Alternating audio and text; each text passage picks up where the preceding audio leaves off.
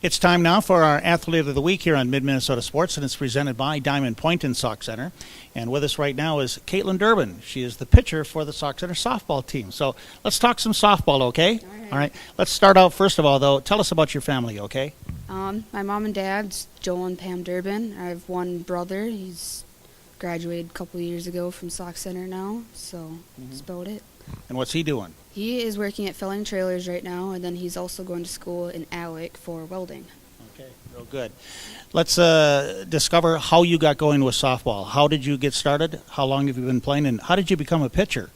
Well, I had started softball in 7th grade. I guess I found pitching fun because you're center of the attention, basically, and I just started trying it and practicing every day, basically, and practiced a lot.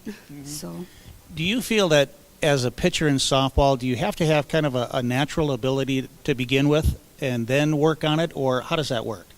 I feel like, yeah, you probably have to have, like, your athleticism and stuff, but, I mean, if you worked hard enough, you could probably, either way, just become a pitcher if you worked hard enough, I think. Now, as you talk about how much you practice with this, what do you do during the summer? What have you been doing? The past couple of years, I actually did through St. Cloud Rocks. I played for a team there for summer ball and fall ball. And then I did the summer rec stuff through Sauk Center also. And then I work with a softball pitcher, too, from St. Cloud also. Okay.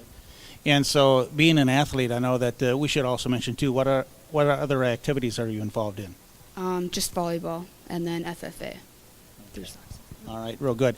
I thought what we'd do is, since we have a ball in your glove, and I think it would be interesting for people to understand how do you pitch a softball, because this is fast pitch softball, and I think when we go to a game and we see you out there pitching, it goes so fast, and you don't really know what you're doing. I mean, we don't know, and so could we do a little fundamental here and show you what's going on? Yeah, we could. Okay, real good. Yep. Okay, let's talk about, first of all, show us how you hold the softball, okay, and maybe describe the different pitches that you have, okay? All right, this is the fastball. I guess you just put your fingers on, like, the C that I call it, and then some kids, since they're younger, they go like this, depending on whatever, but I go like that. This is for the fastball. And then I also have a changeup, which I just palm it, basically. And then I also have the drop ball, which you just put 2 fingers closer, and then when you pitch it, you want to just turn it a different way than a regular fastball. So to throw a changeup, then, how effective is that pitch? Because as I watch you guys play, it's a very effective pitch, isn't it? Yes, it is. I guess it's just the changing of speeds that get the batters because they're expecting a faster pace ball, but then you throw a changeup, it's just more of like a loft going in there, and they're off guard, basically. All right. Let's talk about then the delivery of the pitch. As you swing your arm around, are you hitting your hip, or what is the delivery like? I don't hit my hip at all. Some girls with their glove, they hit their hip this leg, but I don't. It just takes away momentum. Basically just come back, and like you want your arm full circle, not coming out or in, because it will slow down your speed also. And too, with the changeup, a key is to have the pitch look the same, right? Yeah, basically. I mean, when I'm coming around with my changeup, I still have the speed with my arm, but right at the last second, I pull back with the changeup and just basically just push it out. So. Okay. All right, thanks. Let's talk further over here. All right, so we learned something about how to pitch a softball. And again, as you get going with the season, I have some other questions in a sense that when you are out there pitching, what are you looking at and what are you concentrating on?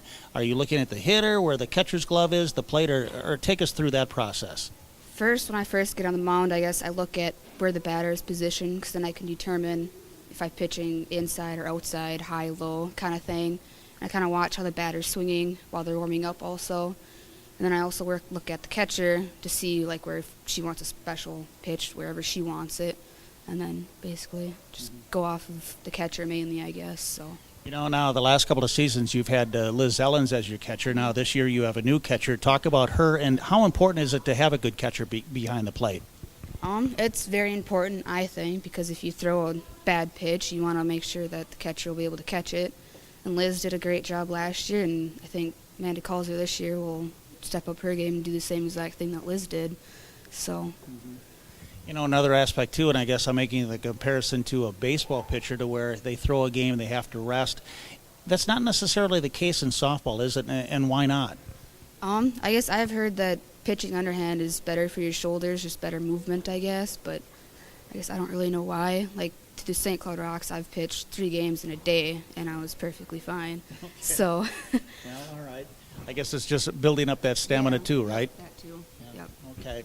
Well, all right. We wish you well, and we thank you for being with us here as our Athlete of the Week, and good luck to the Streeters this season, okay? Thank you.